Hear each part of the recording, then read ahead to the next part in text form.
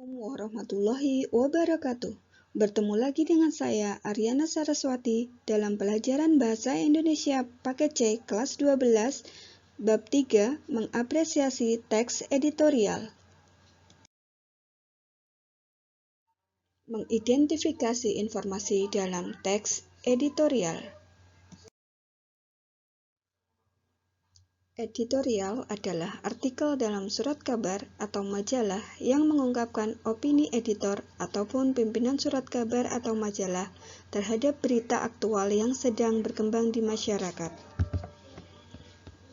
Ciri-ciri editorial: 1. Fakta yang diangkat sebagai tulisan berasal dari berita teraktual, terfenomenal, dan terkontroversial. 2. Dalam penulisannya, teks editorial bersifat sistematis dan logis. 3. Menggunakan kalimat yang singkat, padat, jelas, sehingga menarik dibaca. 4. Opini yang tertuang merupakan pikiran subjektif dari redaksi. Menanggapi informasi dalam teks editorial. Teks editorial selalu mengungkapkan fakta dan opini, yaitu fakta yang diambil dari peristiwa teraktual dan opini merupakan pernyataan sikap dari redaksi media massa tersebut. Fakta, yaitu hal, keadaan, peristiwa yang merupakan kenyataan yang benar terjadi, keberadaannya yang sulit dibantahkan karena dapat dilihat, didengar, dan diketahui oleh orang banyak. Fakta berfungsi sebagai dasar mengemukakan pendapat. Opini merupakan pendapat, pikiran, atau pendirian seseorang terhadap suatu permasalahan. Opini dapat berupa penilaian, kritik, prediksi berdasarkan data empiris.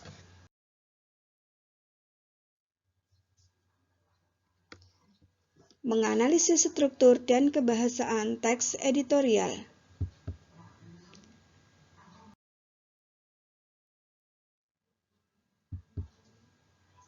Menelaah struktur teks editorial. 1. Pengenalan isu. Berada di awal teks editorial yang menyajikan peristiwa yang mengangkat persoalan aktual, fenomenal, dan kontroversial. Bagian ini berfungsi untuk mengenalkan isu atau permasalahan yang akan dibahas dalam bagian berikutnya. 2. Penyampaian pendapat atau argumen. Argumentasi merupakan bentuk alasan atau bukti yang digunakan untuk memperkuat pernyataan dalam tesis. Pada bagian ini terdapat tanggapan redaktur terhadap peristiwa, kejadian, atau persoalan aktual yang dikenalkan sebelumnya. Tampak juga keberpihakan penulis terhadap pihak-pihak yang terdapat di dalam teks editorial. 3. Penegasan. Bagian ini merupakan penutup editorial berupa pernyataan yang menyelesaikan persoalan yang dikemukakan sebelumnya.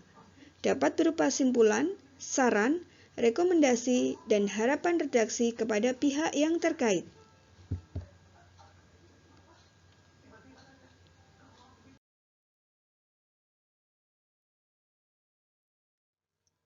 Menelaah kebahasaan teks editorial. Menggunakan kalimat retoris. Kalimat retoris adalah kalimat pertanyaan yang tidak ditujukan untuk mendapatkan jawaban. Menggunakan kata-kata populer. Penggunaan kata-kata populer dimaksudkan agar pembaca mudah mencerna isi dari teks editorial yang dibacanya. Menggunakan kata ganti penunjuk. Kata ganti penunjuk dalam teks editorial merujuk pada waktu, tempat peristiwa, atau hal lain yang menjadi fokus. Menggunakan konjungsi kausalitas. Konjungsi kausalitas yang menyatakan hubungan sebab akibat. Konjungsi kausalitas terkait dengan sejumlah argumen yang disampaikan redaktur. Menggunakan kata ganti pertentangan. Konjungsi pertentangan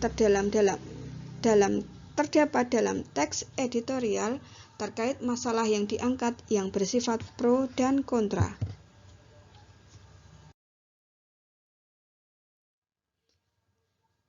Menyeleksi ragam informasi sebagai bahan teks editorial.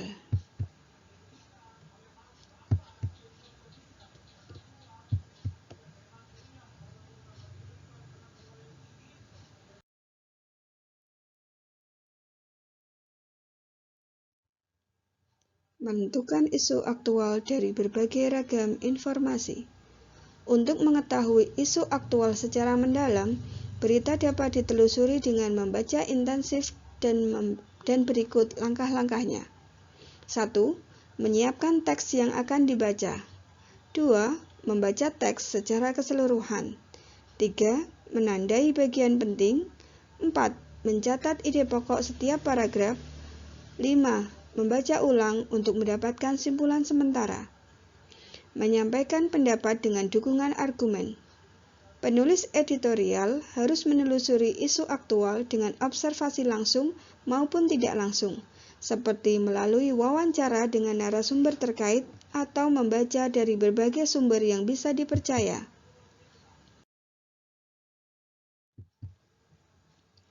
Merancang teks editorial sesuai struktur dan kebahasaan.